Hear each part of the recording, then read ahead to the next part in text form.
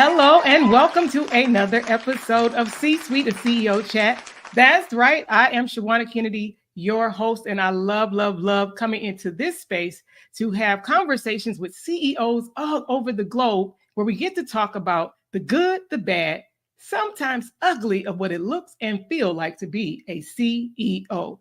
Today, I am hippopotamus happy because I get to talk to a young lady that I have actually used her services myself.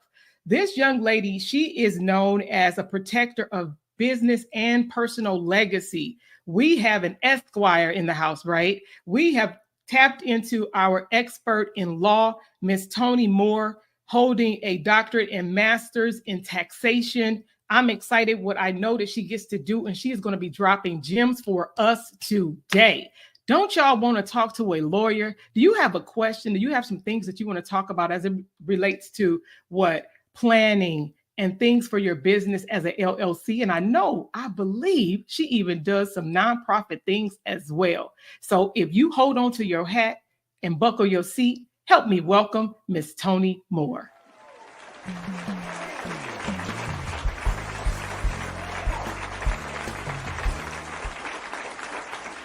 Hello, and welcome to the C-Suite. Hello, and thank you for having me. Want to make sure. Yes, I'm excited. I know you are busy. Look, you jump in and out of calls, meetings all around town and about. I am not going to prolong the time. If there was something even in the intro that I didn't let these amazing people know, what else is there about Miss Toni Moore? Well, I mean, you pretty much hit it on the head, and I'm sure we'll be talking about it. Just as a businesswoman who happens to be a lawyer who spent so much time in compliance on the federal side, I just look at business as an opportunity, as a gateway for many, especially women, to pretty much expand our territories, not just being author, speaker, coach, or lawyer, doctor, therapist, but to appreciate it's not about the duties, but who we are, who we be, what we serve, and how we can pretty much secure our legacy through entrepreneurship. I love it. You see, she already ready. She already wound up because she's not new to this. She's true to what it is that she gets to do. So let's jump right in. What are some of the challenges that you believe in when it comes to protecting the business and that personal side? What's some of the top challenges that you run into? Well, one of the things is that a lot of people start before they're ready.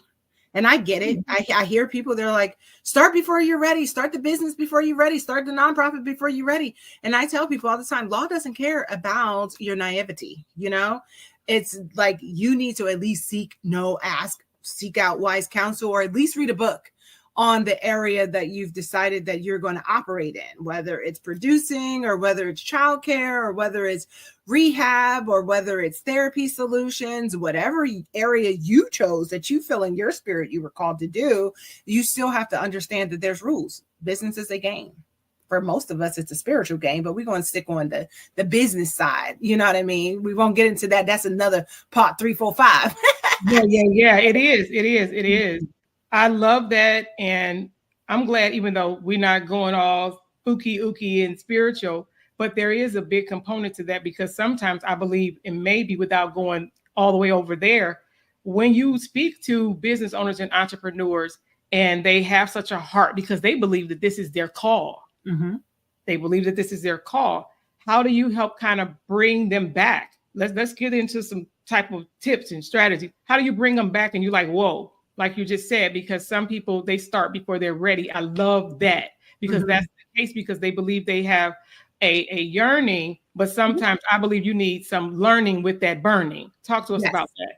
Absolutely. And you know, I will get spooky ooky sometimes because I just look at it as who we are, you know, and I work a lot with people who have a kingdom calling, and I just look at it as their business ministry. You know, sometimes people are like, oh, it's not a ministry because you're not calling people. Yes, it is, because 95% of the time people are eating, sleeping, trying to figure out their life, trying to figure out what to do with their body components and things of that nature. But one of the things that I understand is if we're called to serve, we got to serve the one thing. You know, the one thing that we feel as though it's a solution that we know that we can serve wholeheartedly in decency and in order. And I always say serving that solution with a limited liability company, because a lot of people they're doing it with them, just themselves. They're not having a boardroom. They don't want to get into the formalities of having a governing board, getting into the bylaws, getting into the weed. But when you first get it started, some people just get started. Me as an asset protecting lawyer, I'm like, you don't just want to get started without at least some sort of prophylactic. Okay. When you're having money gasms without prophylactics, you'll end up with STDs, right? Of substantial transactional disorder. You know, you end up with a lawsuit. You'll end up with, you know, misunderstandings and hurt feelings and people not calling you back or ghosting you. It's bad in the dating world, but then to do it in the business world, it's bad when you're married, but to do it with a partner who the only thing you guys cared about was the money gasms, that will hurt your feelings. So I'm always thinking when you're dealing with the business side of life, right? Appreciate I always say, look at the gamification, if you can, gamification of success, and say, okay, because most people understand you're not going to throw the football at a basketball court, right? Most people understand the different love factors for tennis versus the batting ranges for baseball. So the same way that people understand the distinctions and differentiations of different sports, they got to understand and appreciate the business side of business. With regards to a limited liability company, you can just start when you're ready, but there's still rules and regulators that will rip off your revenue if you're not playing fairly, or if they feel as though what I learned one time when I was doing compliance at the federal side, you know, they were like, we get it, pigs eat, but hogs get slaughtered. Now y'all, I hope y'all make sure you all are commenting. She hitting it. She hitting the nail on the head. If we had a spike, we would be tapping that thing because it's ding, ding, ding, ding, ding, ding, ding. Law, law, law, law, law. You are killing it. But we got to talk about that then. Let's talk about it for a second. You went all up in the business bedroom. You went all in the business bedroom, So how do we help these ladies and these gentlemen protect their assets? Because you said it so, I love how you put it. Sometimes we go in without greasing a few things up, right? Sometimes because we see some things that look a little pretty and we want to try these things without realizing the protection that needs to happen on the forefront, the investment that needs to happen on the forefront. We talk about a doctor, you doctor of law. Let's talk about that. How can they protect their assets? Definitely, with regards to it, appreciating that at least at the starting point, a sole proprietor, if you just do it on your own, doing hair on your own, buying and flipping property and bringing in tenants on your own, and if something happens while you're serving and getting your money gasms without any prophylactics, anything happens, they're coming for your assets. They come for your house, they come for your bank account, they come for your retirement plan that's not set up with employee benefits, you know. They come for everything, because I'm a former trial attorney. And one of the things is that it's a business, and it's like, hey, people were harmed. They need to be rectified. And the only way that most people feel comfortable is to get that money, right? Show me the money, get the money. So knowing that in this litigious world that we live in, how do you protect your personal property from your business? To me, the best way, easiest way is to have a limited liability company. That's the first rule of thumb, is to get your social security number off of your business assets. And the best way to do that is to go to whatever state you operate in. Now, I know people be like, well, you can go to Vegas, or you can go to Montana, you can go to Delaware, and that's all good for a holding company. That's like asset protection 104, but that's all good. But most people are operating in their own business. They're operating in their own state, and the place that you are serving, that's the one that needs to be aligned with the Secretary of State. So you start there. You're in compliance. I always say, I will say it until the day I die, compliance is currency. Why? Because if you're out of compliance, then guess what? The regulators are going to hit you with 502L penalties, penalties upon penalties. IRS will hit you with penalties. You know, your regulators will hit you with penalties or lawsuits. But when you're saying, okay, this is easy enough, I have my limited liability company. Now the question is, are you going to do it yourself? Are you going to do it with friends? You're going to do it with family? You're going to do it with besties? Everyone gets a contract. You know what? That's right there with what you just said.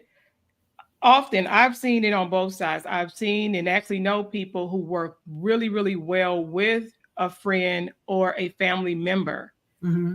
How can you help someone that is thinking about it or even currently doing it? Because sometimes if you're already in it, it could be a tricky dance to then really now say, hey, I know we jumped in both feet, that we were moving, the train was moving fast, we're not moving. Now we do need to pause right up and through here and put in place some of the things that legally will honestly protect us both. Mm-hmm. How do you have that conversation with whether it's someone that have business ties with their family and or a good friend? How do you help have that conversation with them? Because it could be tricky because now you're talking about your assets within, to me, sometimes it could lean into then, well, you don't trust me. I don't trust you. The trust factor in some cases. How do you have that conversation? Well, I always look at it like with regards to it. First of all, law is a very jealous mistress. So even if you did not bring her to the table, she's still part of your relationship. Okay.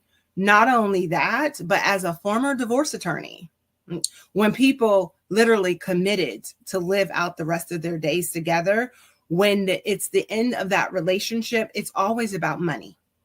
So if you want to protect a friendship, you know, and make sure that everybody is on par, then you have to appreciate that you are bringing in a committed relationship.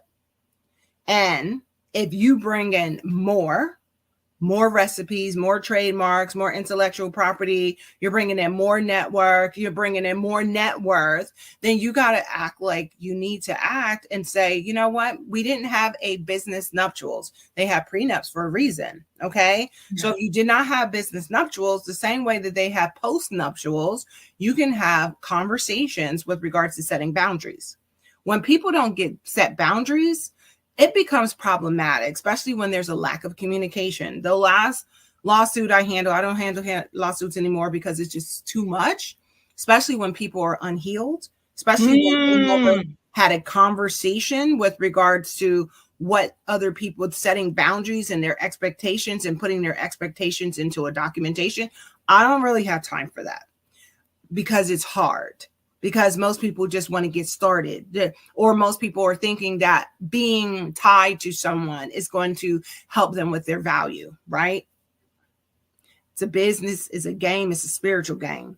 So knowing that in just in case, without conversation, without setting boundaries, if there is ever a lawsuit, now you got the government, the old club of rich folks who don't even look like us, making a determination of how to split your assets.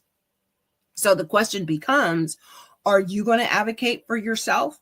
Are you going to love your family and your legacy enough? Because at least in 3 states I work with the probate, that means when someone passes away, I make sure that their children, their children's children, their legacy gets their inheritance. But guess what? It's very hard when there is no registrations, very hard where there is no agreement, no post nuptials, no business nuptials, no setting the boundaries. And most of the time, people love you very much. But guess what? They're really about me by me themselves. And they don't necessarily go to your spouse or to your children or your grandchildren and say, oh, by the way, we had this revenue and we had this accounts receivable. Oh, by the way, we had a partnership agreement and they got, don't tell me 50-50, because I'm always like 50-50. That's nothing. That's like a tug of war. You pulling, I'm pulling at 50%. We're not going anywhere. So eventually there's going to be a lawsuit. So that's where the business nuptial come into play. That's a partnership agreement. I'm calling it business nuptials as a former divorce attorney, even a partnership agreement where you put those things in place. And here's the thing, the same way I tell clients that I can tell a lot about a lawyer or a business person by how they draft a contract. You can tell a lot about your partner when they start talking about money and how they're going to divvy it up in case somebody dies. You don't even have to call it a partnership agreement. Be like, well, if in case I die or in case I can't think anymore, what's going to happen with my music? I know you do music. What's going to happen with my publishing rights? Who's going to get my royalties? How will my family know this? And if you don't document that, because documentation is everything, documentation is advocacy, documentation is at least an example that you set boundaries because you appreciated your value.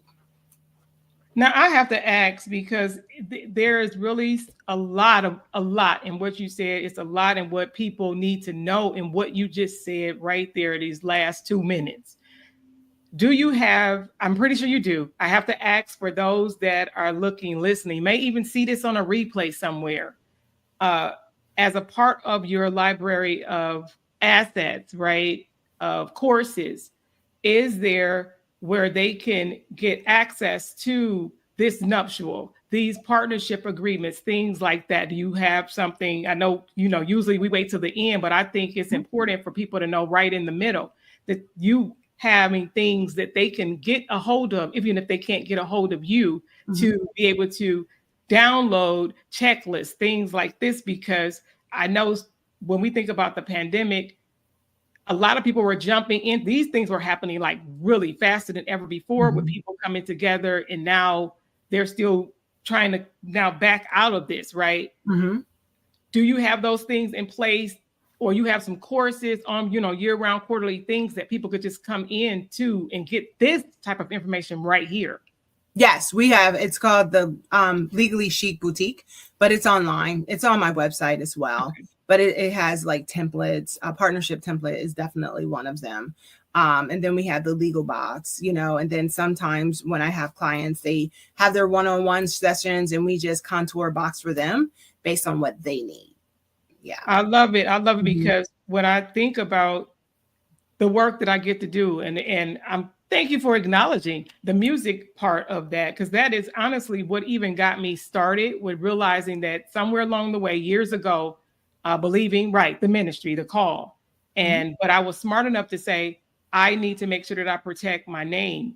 And that's where that part even came into play before I was even thinking about being online, being on TV, doing other bigger things, books, things like that.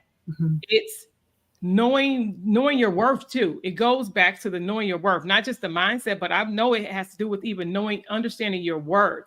Because sometimes when we involve emotions, feelings, relationships, people saying because you have tenure in relationships that people kind of look over that stuff instead of putting stuff in place. I can only imagine the stuff that you've had to listen to and help people work through. What made you even get into this? I have to ask that. What took you down this road? It was, I listened to what people said, coming from poverty, go to school, get decent grades, get a job. And I had a job and I was working, doing a lot of compliance, making good six-figure money. But I was introduced to other attorneys with a nonprofit, and we were sitting on the board, and I met this one woman, and I was like, oh, you do trademarking? I work with entrepreneurs now. Maybe you can help them. And she's like, no, like, you're going to have to learn this, because at her law firm, they worked with big enterprising companies that, were doing trademarkings for thousands of dollars, not just what an entrepreneur can deal with. And my heart is really with regards to, it's just certain callings that's where my heart ministry with regards to entrepreneurship and enterprising your mind. So I was just like, okay, never thought of it. Someone said, Tone, I know you write music. Can you talk to this singer? Well, it was a teacher who was a singer, and she's about to leave her job. Someone convinced her to leave her job to do 13 songs, and they were going to give her an EP, whether it was 5 or 7, I'm not sure. And I was like, well, what about the ownership? Like, what part are you going to own? She was like, well, that's what they want me to do, but I'm a teacher, and now I get a chance to quit my job and do this. And I was just like, no, I didn't want her to do that. I wanted her to become a business. I wanted her to create a business, to pretty much grow her brilliance in the business, take out loans, all the stuff that I learned on the employee benefit side of my business, on my job. I was like, all the stuff that I learned there, I was bringing it into my marketplace and trying to protect this teacher from losing everything. But we already know when people have nothing and it's a wad of cash, she didn't appreciate that an advance was a loan. She didn't appreciate that, guess what? She was not going to see any of her quote unquote royalties. And the royalties numbers was like abysmal. It wasn't even 15 to 20%, you know? She wasn't going to see any of that stuff. So I was just like, I didn't want her to lose. People are going to do what they're going to do. And I was even asking her boyfriend at the time, who was the producer, is there any way that you can create the songs and keep ownership? But that was way above their head. And I just wanted them to understand that, you know, it's a spiritual game. I'm like, if you don't really set boundaries and you don't be on offense and defense, someone's going to play you. They're going to play you. And that woman who gave her $40,000. So I was just like, you know what? I got to get more people to think themselves as a business owner, leverage their brilliance as in units, appreciate how they can then have a distribution so that they're not just a performer or just the server, but the owner. And then it's expanded since then. Like over 10 years later, still in that space with regards to employee benefits, because that's a good chunk of change of my life. But then I'm like, but I see so many people who are startup, who don't have business mentors, that feel a calling and an urge. And I just don't want them to go, you know, I was about to say just butt ball naked in business, happy and grateful that somebody brought them to the table for some change. And I, you know, right there, even doing when I originally got started in music, I've had that. I like to call them expensive lessons. When there's a loss of financial things happening in the business, and you not knowing what you don't know. Me not knowing what I didn't know about the music business almost 2 decades ago. That is actually what sent me back to college to learn more and go to school for recording arts and engineering, because of that very thing, because of what you just said. I kind of experienced a little bit of that, and I didn't want to feel that way ever again. So it forced me, that was a design detour by God, to then have me go back and further my education, so that one, I didn't never want to have that feeling again as someone was talking over my head in something that I believed that was my call, that I was being told to do at the, you know, especially at that time, during that time. But I did. It was a very expensive lesson. So hearing you recall that from another young lady, I actually understand some of those pains. And yeah, let me just say because it's real. It's real, and you'll look up and someone else is profiting off of your hard work, the things that you believe that could be a legacy for you yourself, because I believe in living legacies. Let me just say that. I believe in living legacies. I believe in living legacies. I don't want to say, of course, yes, you want to have things for the children's, you know, 10 generations, 20 generations down. But I like it. How do you help people even just letting them know that they are an actual brand? They're the brand. They are the brand. That so happen to do A, B, C, D, E, F, or G, right? How do you have that conversation when you're telling people that actually, so I'm grateful, this leans in, and I'm getting to my question, but this also leans into having visibility, because people don't know what they don't know. And we have to be okay to ask questions. Some people are so kind of shy or embarrassed because people think that they know what they really don't know. Be okay, guys, to ask the question. Ask the question. Ask the question. If you don't ask the question, you can't get the answer. And being online more than ever before, Toni, I see you all the time, which is good for me, because then you become top of mind, right? Talk about that person, that business owner, that making them realize that they are actually the brand, no matter what it is that they do. Yes, absolutely. If they think more like if they're the broker of the brand, if you really appreciate that you are not just the brand, but you're the broker of the brand, you're the one who is bankrolling it, you're the one who's resourcing it, you're the one who's optimizing your brilliance, you're the one who is the knowledge broker. You got to get to known and seen and heard and trusted. You're the one who is going to enterprise the brand. Then guess what? You can reap the reward of revenue.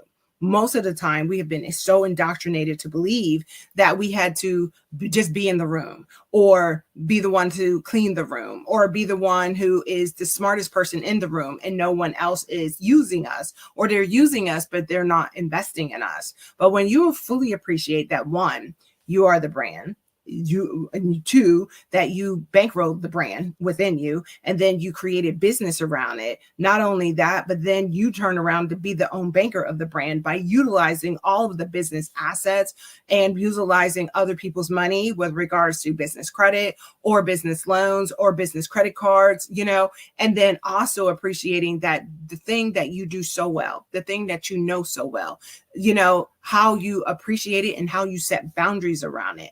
And not only that, but you got to value it first. I've been through so many coaches, okay? And they could not necessarily brand me. Some people are like, well, talk about this and go viral. I don't care about being viral. I want to be valuable. Well, why don't you just be a lawyer and just do contracting? Because I'm a businesswoman who happens to be kingdom, who happens to be a lawyer. And I feel as though if that's what I love to do, that's what I love to do. Y tú también. And you as well. You're probably in the same boat with regards to someone is telling you this, or I want you to appreciate that when you are the brand, when you're the business owner, when you're getting known and seen and heard and putting yourself in the marketplace, in order to dominate the marketplace, you got to at least focus on one road. Trust me, I'm a creative. I understand and appreciate we don't want to box ourselves in, but if people don't know you, they won't bankroll you. I'm just saying. So when you understand and appreciate what are you getting known for? I have clients, they got known for budgets, millions of dollars, fashion, millions of dollars, ghostwriting, millions of dollars, because they focus on that one thing. They got known for that one thing. So, and it's very hard, but when you appreciate the brand is always literally about what it is that they can get from you. What's the promise? What do you serve? What's the solution? What's your identity? How do you show up?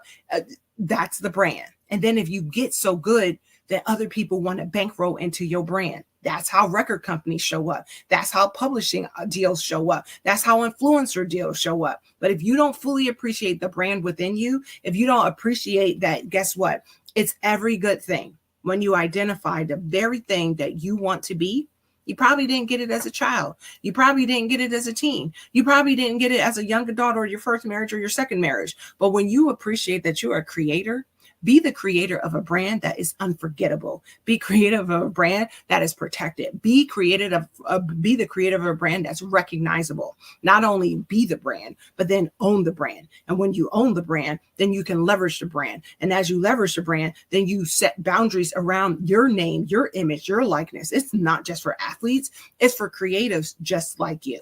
Okay, so that's one of the things that I will always say. That is my heart. That is the brand within you. That's the thing that God has given you so that you can pretty much build a living legacy that you didn't leave. You leave first, and then you leave for your children and your children's children to eat from.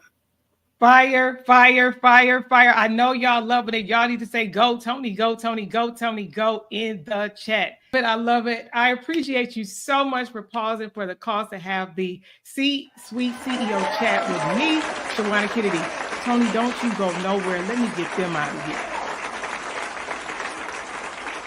Hey guys, I hope you, ladies and gentlemen, enjoyed this episode. Toni Moore, Esquire. She is thebomb.com, giving you all the legal advice that you need as a business owner, as a CEO. What are the things that you need to do to continue to protect your assets? That's right, because she gave us so many gems. And remember, Shawanna Kennedy, and I get the privilege to serve you on this side of C-Suite or CEO chat. Make sure you are following me, liking, subscribing, hitting that notification bell for opportunities such as this.